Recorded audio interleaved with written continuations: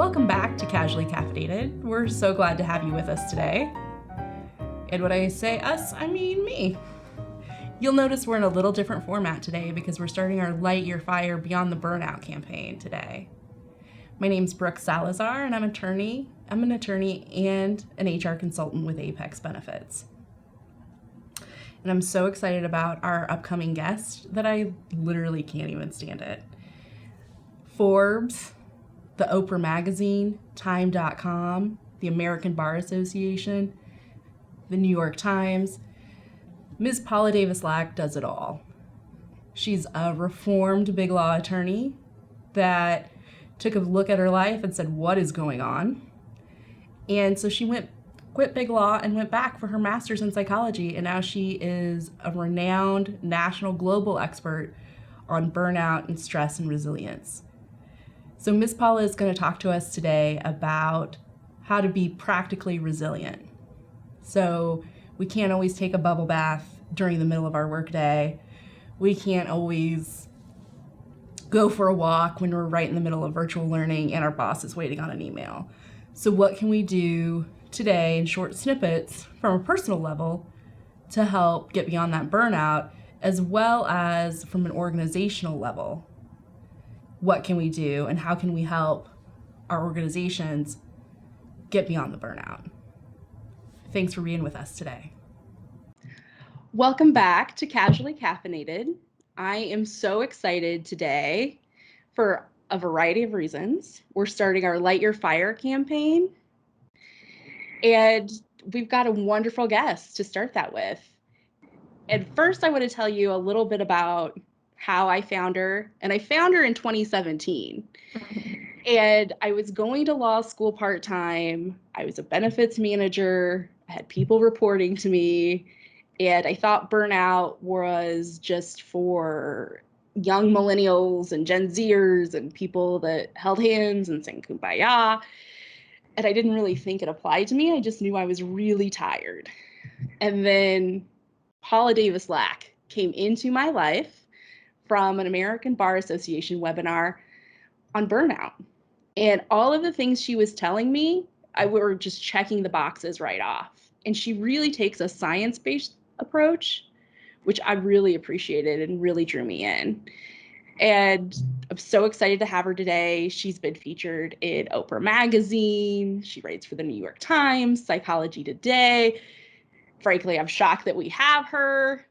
So I don't want to remind her of how amazing she is, but everything from the U.S. military to teachers she works with on burnout. Paula, how are you? Oh, I'm doing so great, Brooke. Thank you so much for that lovely introduction. I'm just sitting here chuckling. It's so awesome. Thank you. I'm so glad to be joining. Well, today we're going to talk about resilience through practical self-care, which is what I like. And so let's get started. Let's get into it.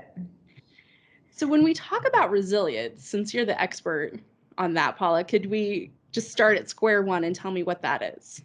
Yeah, so resilience is your capacity to essentially bounce back from and grow and thrive from challenge, change, failure, and setback. And so a couple of things with regard to that definition. So I think a lot of times when folks think of resilience, they think of the bouncing back part, but not necessarily so much the bouncing forward part. So seeing a positive adaptation from stress or setback or failure or challenge is really a hallmark of resilience. In addition, if we're talking about resilience, we're talking about a failure, a change, a challenge, a setback. That's one of the distinguishing factors that makes resilience different from something like grit or from something like mindfulness or well-being generally, is that we're really talking about our ability to cope and to pivot and to adapt when the going gets tough.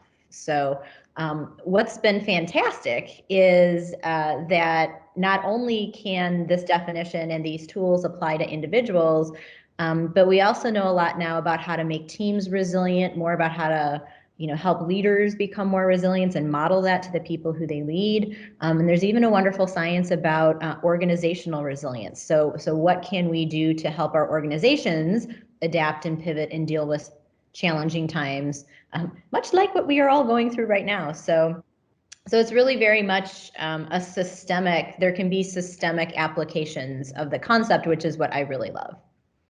So an example would be, just so I understand, July and August 2020, very challenging. You see no end in sight. It's hot. It might as well be -20. I don't know how it was where you live, but where I live, it was very humid. Yeah. No going outside. But September and October are here, and I felt myself kind of coming back because I could be outside. And so is that what we're talking about when we talk about resilience? Okay, we're coming back. I'm starting to bounce back. I'm noticing a little bit of change. Absolutely. And what's interesting too is I think sometimes there's some common myths that people have a tendency to think about when they hear the word resilience. So resilience is not this superhuman capacity to help you like deal with every challenge perfectly and that you always have to look put together and buttoned up.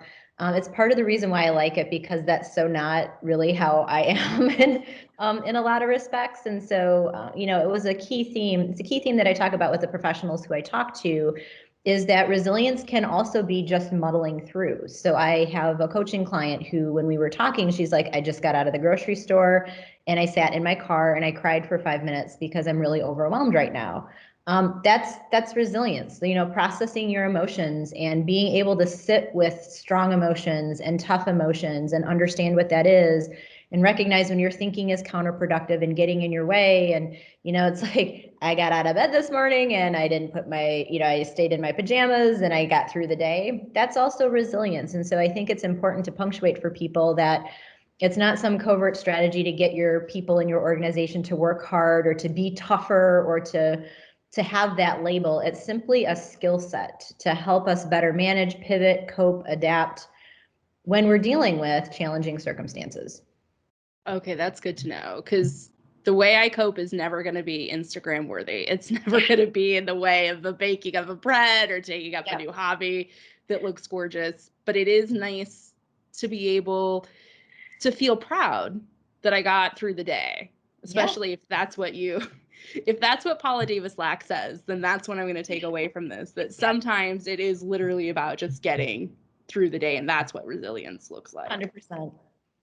So when we talk about from an organizational level, what does that, and I'm really excited because I read where you have a book coming out in March of 2021 that looks at this from an organizational level. So that gives me something really to look forward to in 2021, which I could say there's not a lot that I'm looking forward to except really that book. But what have you discovered along your journey? Yeah, so it's been a very interesting journey. So what brought me to the work that I'm doing now, and kind of what caused me to pivot into this career, because I'm a former practicing lawyer, is that I burned out. And so I didn't understand what it was. So at least, when you came across my webinar, you're light years ahead of where I was, because I didn't even know it was a thing. Like, I didn't know there was a word for it.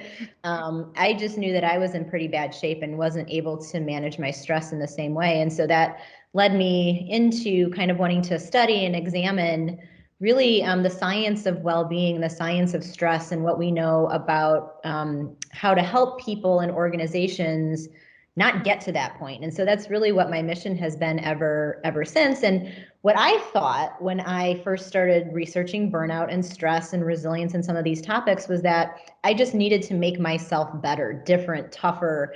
I had to deal with my stress differently. And in part, that was true.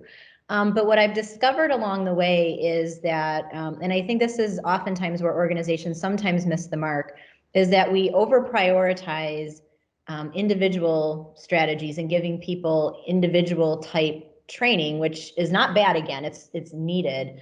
But especially when it comes to burnout, the research is pretty clear that that has to be also paired with kind of a systems look, right? What are the organizational processes, values, systems, traits that are also impacting and driving stress for people who work within the organizations?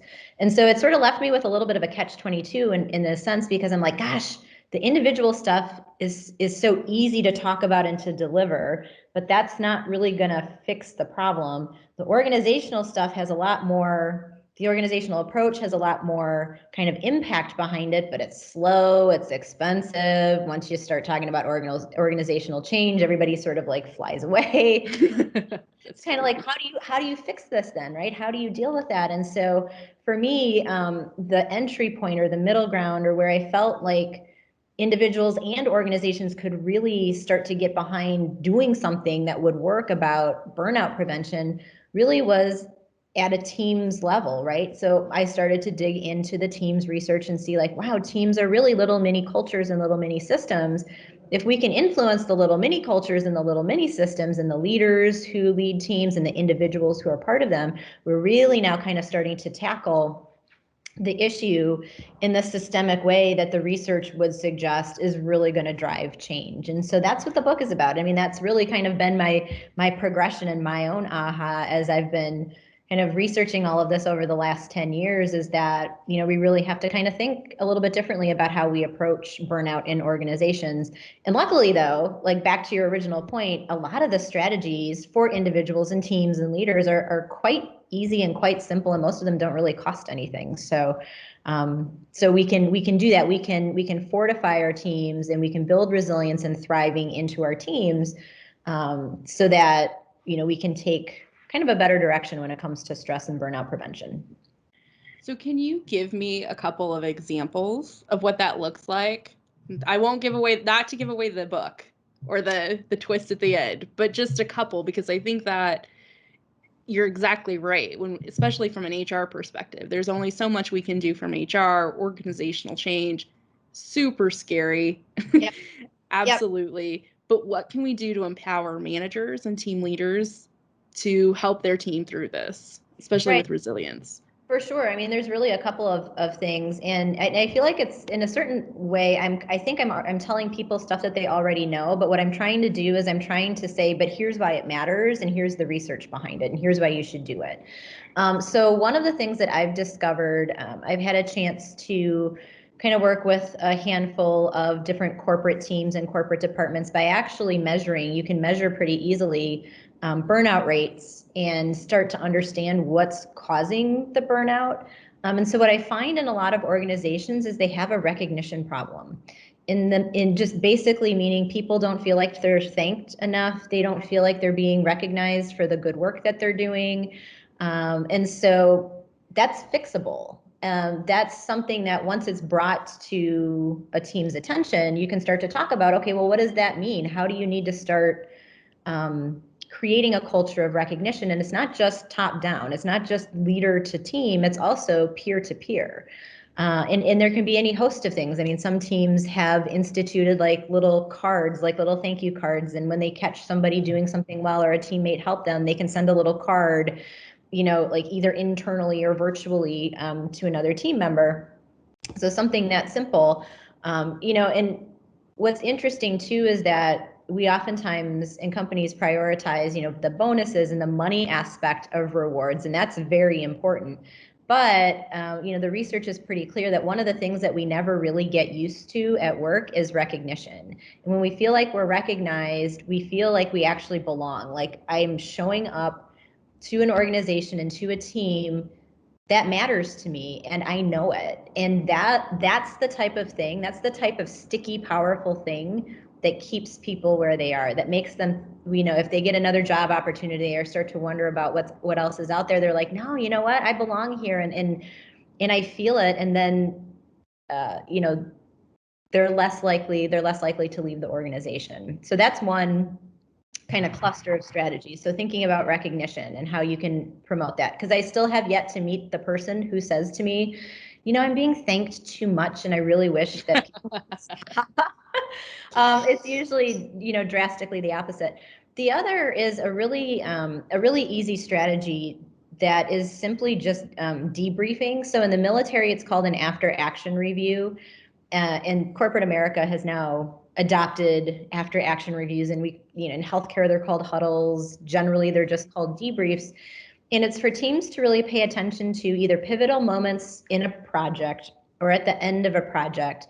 It's this act of coming together. And in the research, again, would suggest these don't have to be, 3 or 4 hour facilitated conversations. They can be, but in as little as 15 minutes, teams can really make a strong impact from a burnout standpoint simply by asking questions like, okay, folks, what did we intend to do? What was the actual outcome? What went well? And what would we do differently next time?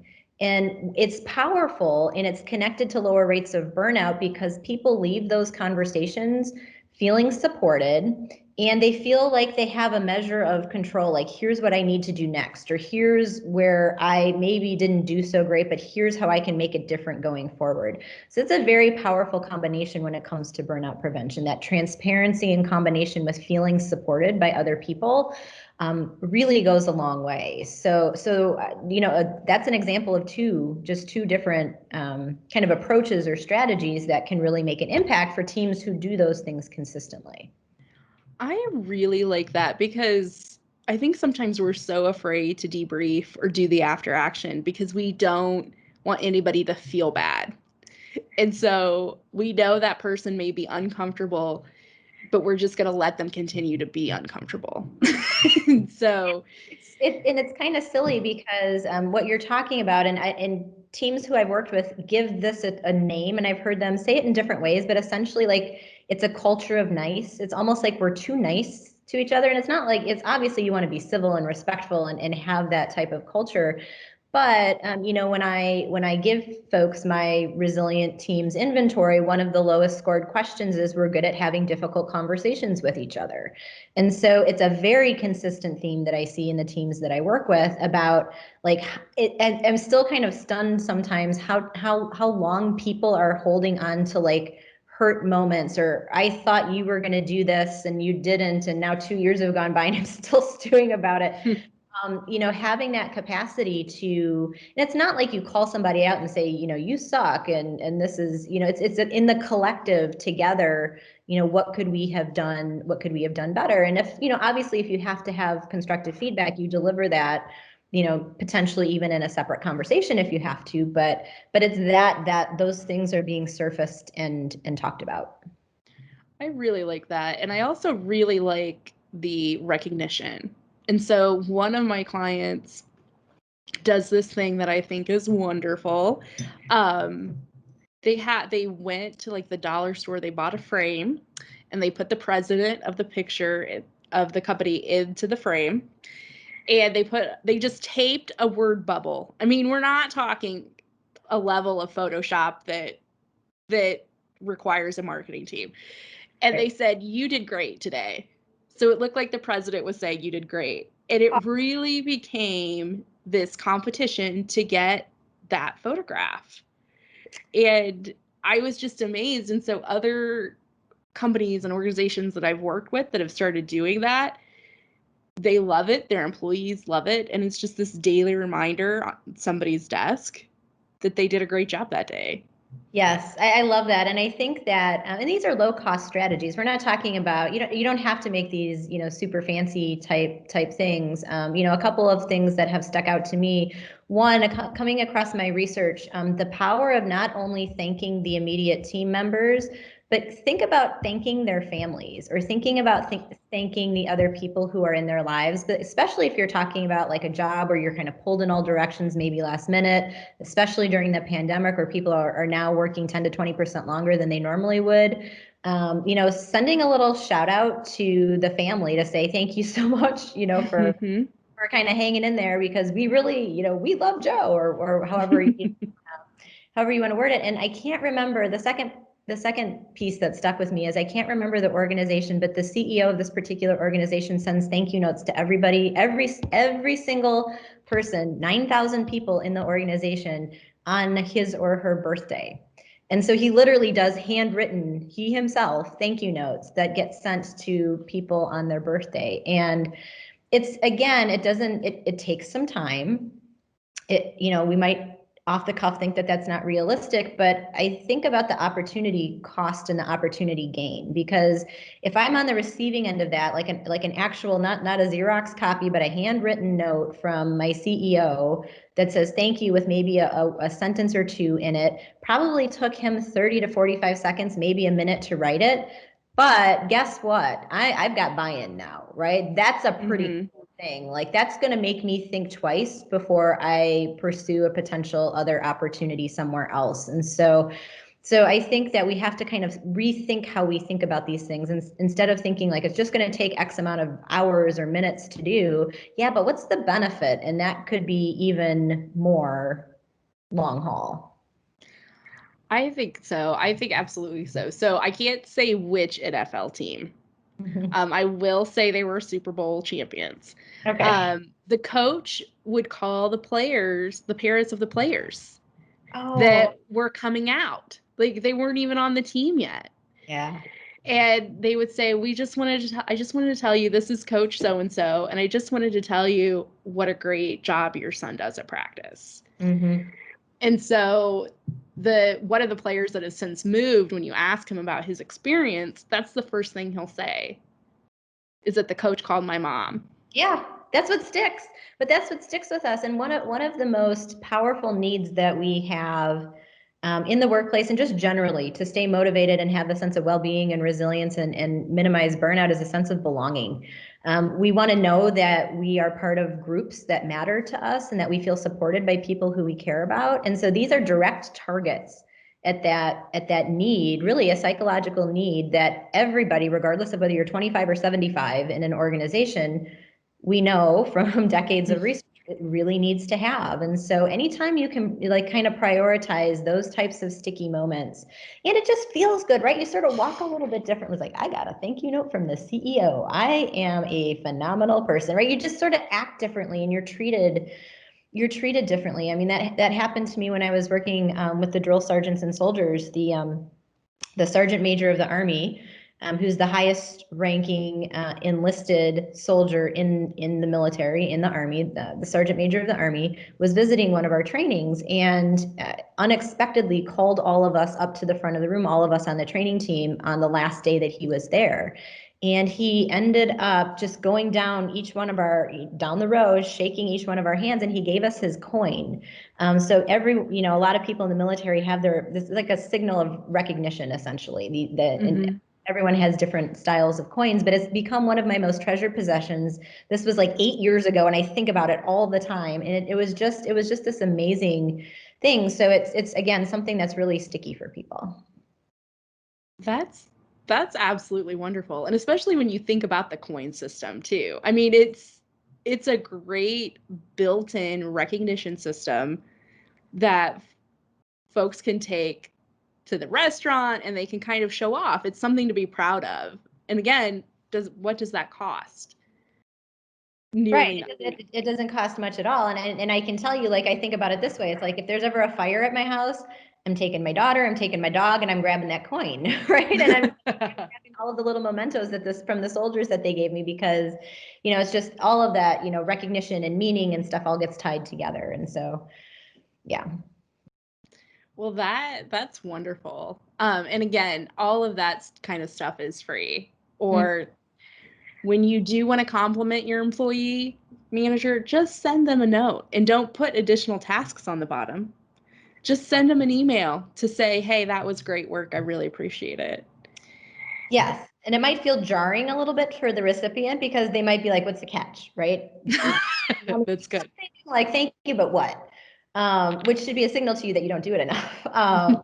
But yeah, getting in a habit. I think it's a lovely way. I talk to people a lot about boundaries in their day during this time, or lack thereof. And, it's a nice way, I think, to kind of like wind down at the end of the day, have that be part of kind of a wind down boundary, if you will, in your work, is to just make it a point of taking a minute and thanking somebody who you feel needs to be thanked. Again, whether that's a peer, or someone higher than you, or someone who's a direct report.